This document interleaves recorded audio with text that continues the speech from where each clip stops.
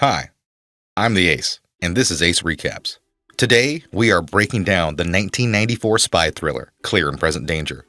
This is also based off the book, Clear and Present Danger, written by Tom Clancy.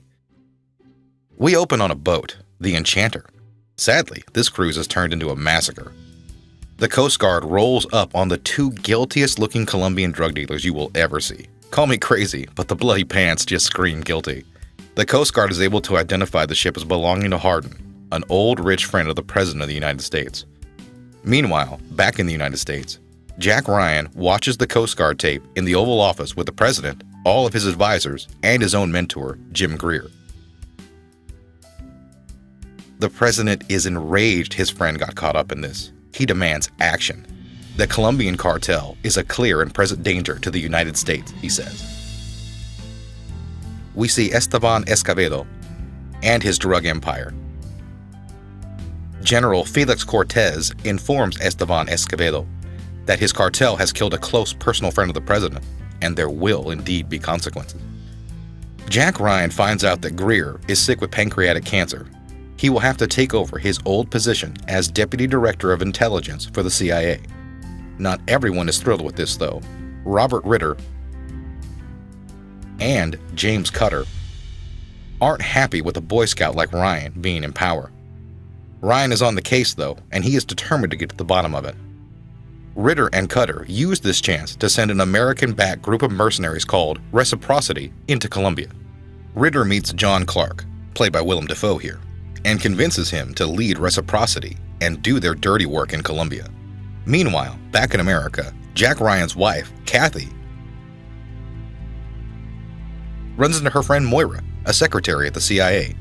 Moira is sad that Kathy can't meet her new beau, whom she describes as Latin Jack. Unbeknownst to either of them, Latin Jack is actually Hector Cortez, the intelligence agent for the cartel. After hacking Hardin's bank information, Ryan has all the proof that he is dirty. He had laundered money from the cartel and was skimming off the top. And if you're curious, screwing over the cartel is the quickest way to get yourself and your family murdered in the middle of the Atlantic Ocean. Looking to see the bottom of the Atlantic Ocean? Screw over the cartel and you'll see it with cement shoes. Jack is forced to meet with Congress to ask for a larger budget for Colombia. He gets it by promising that no U.S. troops will be on the ground in Colombia. Immediately, it cuts to American troops flying into Colombia on a helicopter. Reciprocity is on the move. As with most things, this is all about the money. There is $650 million that Hardin was going to use to pay the cartel, just waiting to be claimed. The President of the United States wants it and sends Jack Ryan personally to Colombia to go retrieve it. Back in Colombia, Reciprocity continues their war on the cartel, hitting their planes and bases to slow them down. In between these attacks, Clark is able to meet with Ryan and even assist in his investigation into Hardin and the cartel. With Jack and the CIA getting closer to the truth, Cortez leans on his inadvertent mole, Moira, for information. She provides him with information about where all the CIA agents will be in Colombia. Sadly for her, after getting all this information, Cortez finishes her off before they could even start some naughty fun. What a shame. Jack and the new CIA arrivals are boxed at a narrow alleyway while snipers and cartel hitmen pummel them with rocket launchers. This is legitimately one of the finest action sequences of the 90s. You owe it to yourself to actually check it out in its entirety and not just triple speed like I'm doing right now. Seriously, go check it out. I'll wait. See? Pretty cool, right? Jack's friend Dan is killed, and even though he tries to save as many agents as possible, Jack Ryan is the only survivor.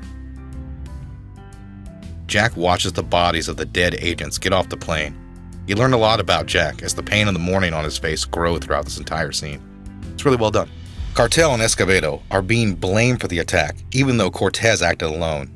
Escobedo is so paranoid, he calls up the other cartel heads to set up a meeting. Shame for Escobedo and the cartel that the DEA are listening in on this time. On the way from the funeral, Jack realizes that Moira was killed by suspicious circumstances. Jack realizes that Moira passing away is too much to be a coincidence. He takes the investigation to her home, and despite how meticulous Cortez is, he catches him in a mistake. Jack is able to find a small voice recording of Cortez on her answering machine. It's the first time they've ever captured his voice before. You just gotta love that 90s tech. Ritter provides the meeting information to Reciprocity, and they fire a missile at the meeting and take out everyone there except for Ernesto and Cortez, who are running late.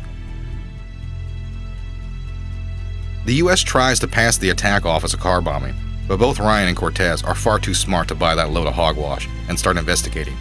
They both find proof that a U.S. Army-developed missile was used. Jack uses this info to continue to build his case. However, Cortez immediately blackmails Cutter. And as you might guess, Cutter agrees to Cortez's demands. And his demand is that reciprocity be hung out to dry in revenge. He, of course, agrees. Meanwhile, back at the CIA, Jack enlists his hacker colleague to hack Ritter's emails. This begins a very dated, yet weirdly exciting computer battle between the two. Tennis, anyone? After a back and forth, Jack is able to get the evidence that he needs. Sadly for Jack, Ritter hits him with a whopper, a preemptive presidential pardon for himself and Cutter regarding anything to do with reciprocity in Colombia. Despite the evidence that Jack has, there's nothing he can do. Jack loses. And to add insult to injury, Admiral Greer loses his battle with pancreatic cancer. Jack attends his funeral as the reciprocity soldiers are slaughtered by the cartel and stranded by their own government. John Clark is furious about his men being stranded. Cutter and Ritter tell him the reason is because of Jack Ryan, that if Jack Ryan is eliminated, he can get his men safely out of Colombia. Meanwhile, a CIA friend in Colombia lets Jack know that reciprocity has been stranded. She plays their radio message that nobody answered. Ryan knows that he is the only one that can put things right and flies back down to Colombia to do this. Jack Ryan is immediately captured by John Clark as he lands in Colombia. Clark calls up Ritter to say he has killed Jack, but luckily for us and for Jack, it's all a ruse. John Clark may be a mercenary, but he can tell that Ryan is a good soldier who only wants to bring U.S. troops home. They form a plan to get a helicopter and stage their own rescue mission. The second part of the plan involves Jack walking into the belly of the beast. Jack goes to meet with Esteban Escobedo and uses the tape of Cutter meeting with him to show that Cortez is dirty and wants Esteban killed. Esteban and Jack form an uneasy alliance, but Esteban attempts to kill Cortez, only to be interrupted by one of Cortez's henchmen. Esteban and all of his henchmen are killed, leaving only Jack alive. With a little help from the reciprocity sniper Chavez, Jack is able to escape and help with the rescue. Cortez is still in hot pursuit of Jack Ryan, but is fooled by the tape recorder playing in the distance. Jack's mastery of 90s technology saves the day yet again. He takes out Cortez and is able to get away on the helicopter with Clark. He strains to get in, but Clark is able to pull him in at the last second. Ryan returns to the United States and meets with the president. The president feeds Jack lines like, "I had no idea, it wasn't my fault." But Jack calls him out on his bullshit. Jack informs him that he will tell the special counsel and the media. The president tries to buy him off with favors, trying to convince him to simply do the Potomac two-step. "I'm sorry, Mr. President. I don't dance." The movie ends with Ryan sticking to his word and testifying in front of Congress. So Clear and Present Danger is a bit of a dad movie, but I ended up really enjoying this flick. It's a really dense spy movie, but once I sat down and really broke down the story, I ended up finding a lot that I really liked in here. And Harrison Ford as Dad, Jack Ryan, is just a real revelation. If you like spy movies, I really recommend checking this out. I'd give it a solid 8 out of 10. Highly recommended. Well, that about does it, boys. I hope you enjoyed it. Please don't forget to like, subscribe, or comment on any mistake I might have made or anything else you got to say. I always look forward to reading them. And of course, subscribe for more Ace Recaps.